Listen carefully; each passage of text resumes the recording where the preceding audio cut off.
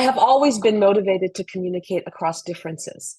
And my recent book, Arabic Glitch, Technoculture, Data Bodies and Archives, emerged from this pressing need to bring groups of people into conversation about the entanglement of digital media technology, politics, art, and culture in our contemporary lives. And the trajectory that brought me to writing Arabic Glitch comes from a long record of art practice and a reputation on the street among activists and writers in from Washington, D.C. to Egypt, to my turn to more scholastic pursuits. All of this has positioned me to reconsider and transform the way we function as thinkers and technologists and pedagogues altogether. So as Dr. Sakr and as cyborg VJ Amal, video jockey, mother of hope, my experiences bring together co-founding poetry insurgencies, solo exhibitions, data analytics and lectures on these to State Department and the book. All of this, I think, precisely because I work across these different fields, these differences require that I engage, these engagements require that I engage in a political manner, and these engagements are related to our bodies. These are the two things I want to emphasize. In my book, I characterize the glitch as a digital banana peel. It's a slipping, a loss of control that interrupts your digital system or any system and reveals the inner working of the technology. We understand what glitches are. We say it in our common language, right? It's usually an electrical thinking, oh, electrical system, and there's a glitch and something gets disrupted. But what's important to understand about the glitch is even if it disrupts a system, the system keeps going. It's a digital banana peel. The movement continues. It just doesn't do what it was meant to do. It produces something unexpected and different. Okay. It also breaks open the digital system and shows the underlying infrastructure and the limitations of these digital tools. In Arabic Glitch, I describe the origin story of 21st century technology, politics, and aesthetics centered on the Middle East and the 2011 Arab uprisings. I conceive of data bodies as the records that institutions keep on our individuals. They are the data records, such as your GPAs, your citizenship records, your driving records, your health records that hospitals keep and doctors keep. These records, I argue, have more impact on our lives than our real bodies. And I use this as a way to explain the book's three demands on our contemporary lived realities. One, there's no divide between the digital or the virtual or the cloud and the real.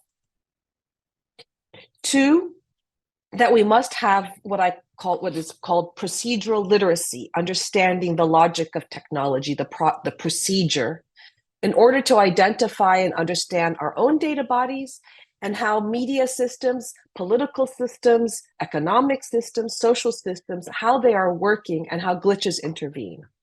And finally, I argue that with that insight and with procedural literacy, we have the tools to reimagine and reconfigure systems of power.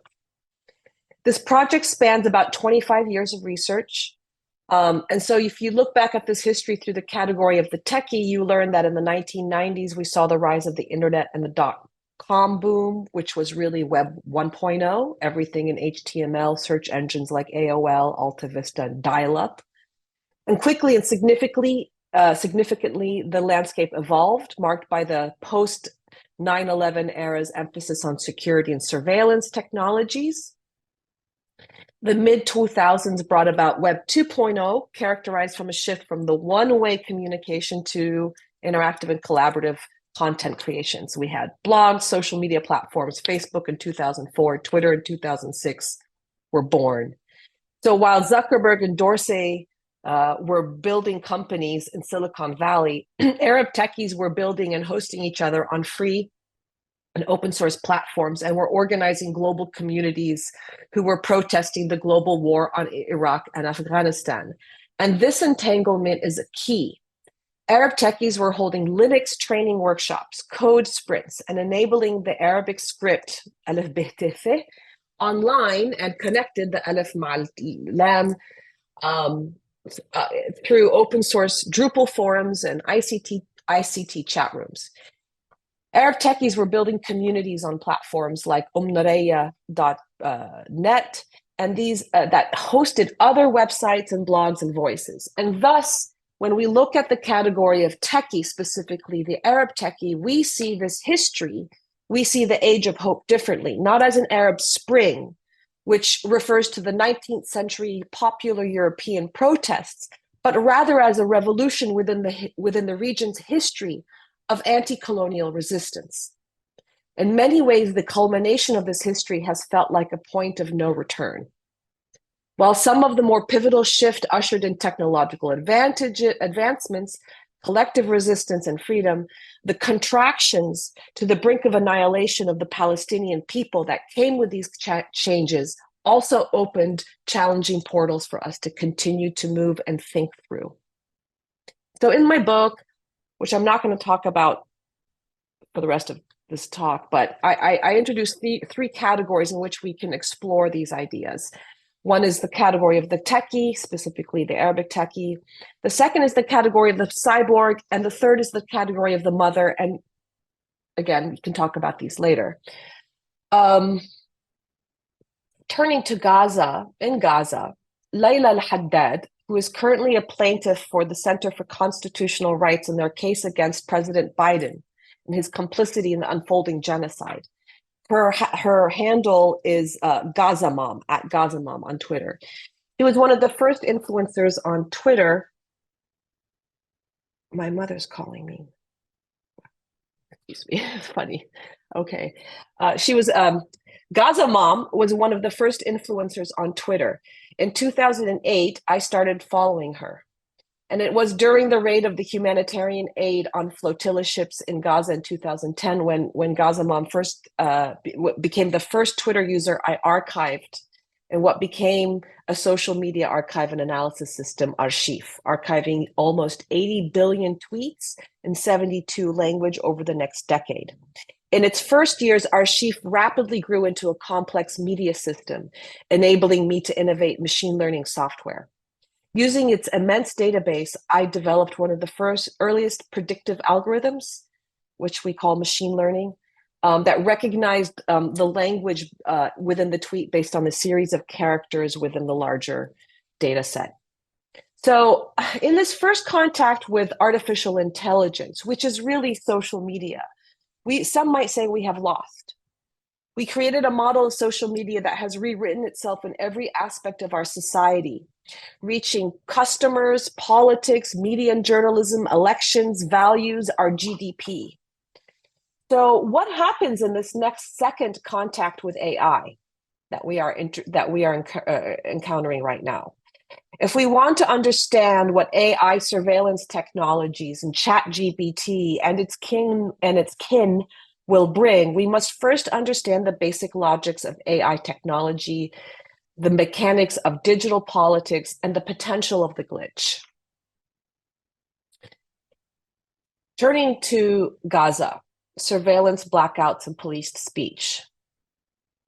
The accumulation and circulation of images of young bodies killed and murdered in Gaza did not begin after October 7th, 2023. Perhaps not on the same scale. However, the internet held witness to images of Palestinian deaths, specifically in Gaza in 2006, 2008, 2010, 2014, 2016, and now a full-on genocide and annihilation and starvation in 2024.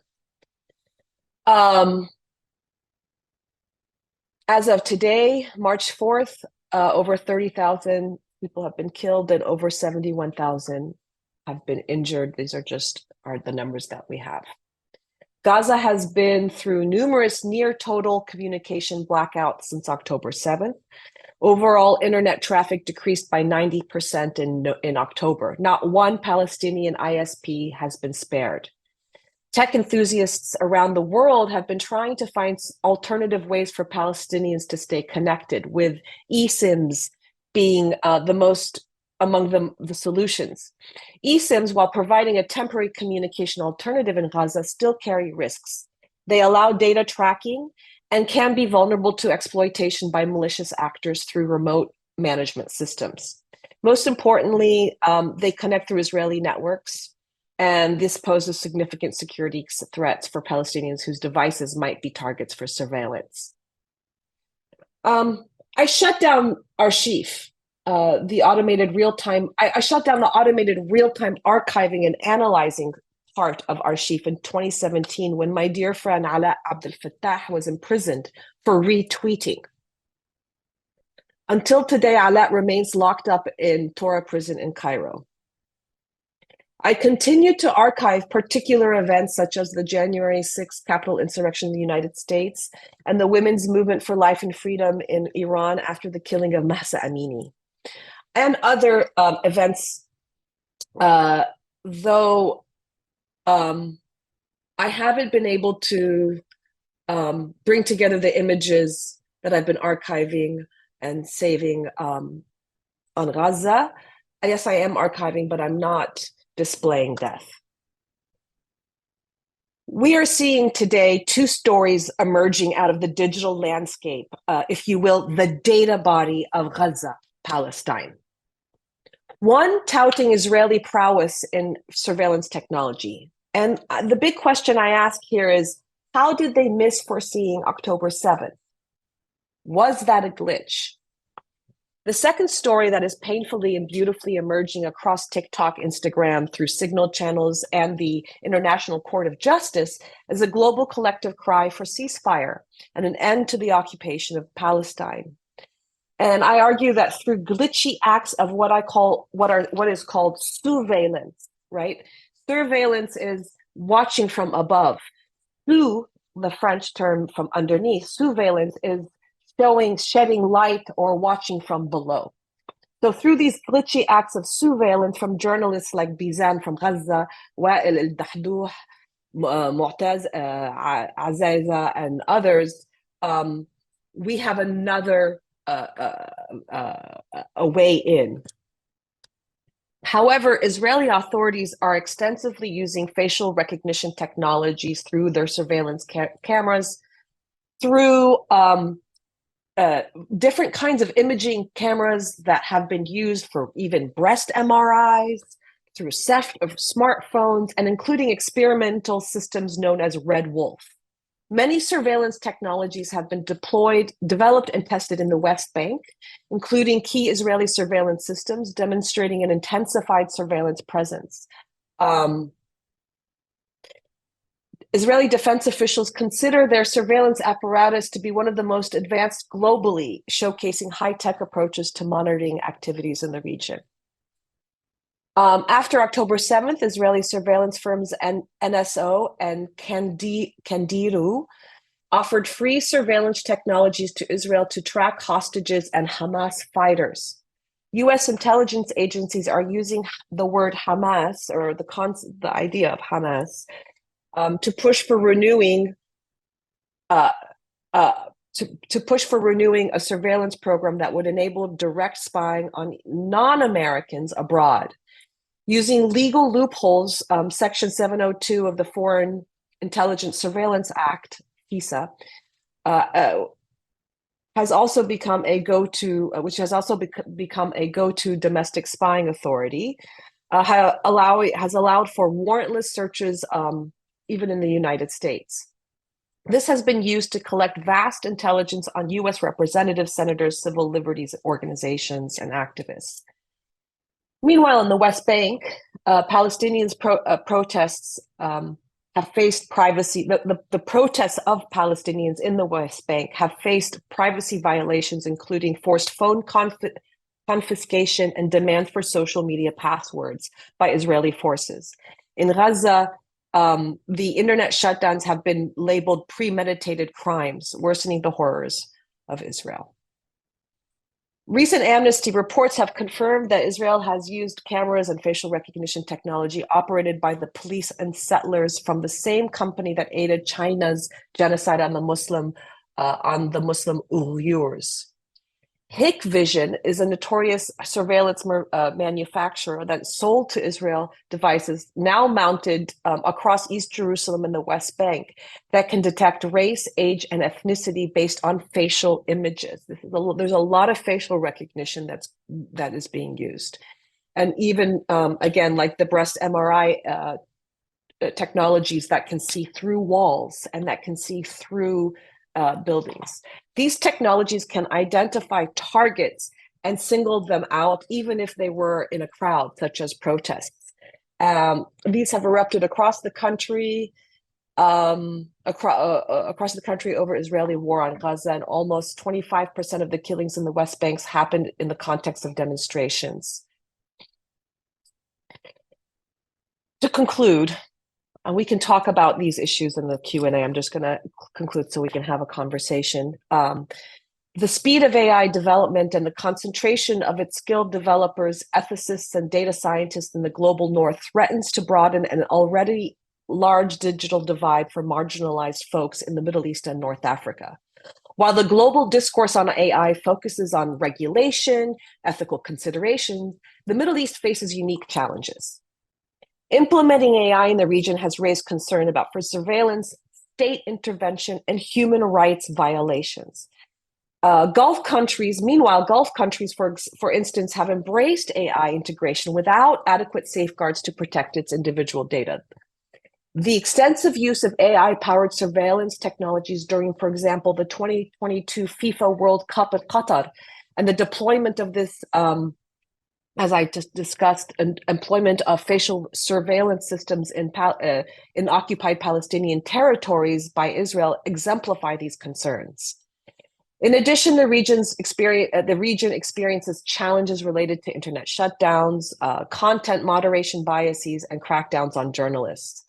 This disinformation war, from Sudan to to Iraq, to Syria, Meta's failure to effectively moderate Arabic content, and the repression of journalists in Tunisia, Egypt, and Lebanon highlight the threats to digital rights and freedom of expression in the region. Thank you.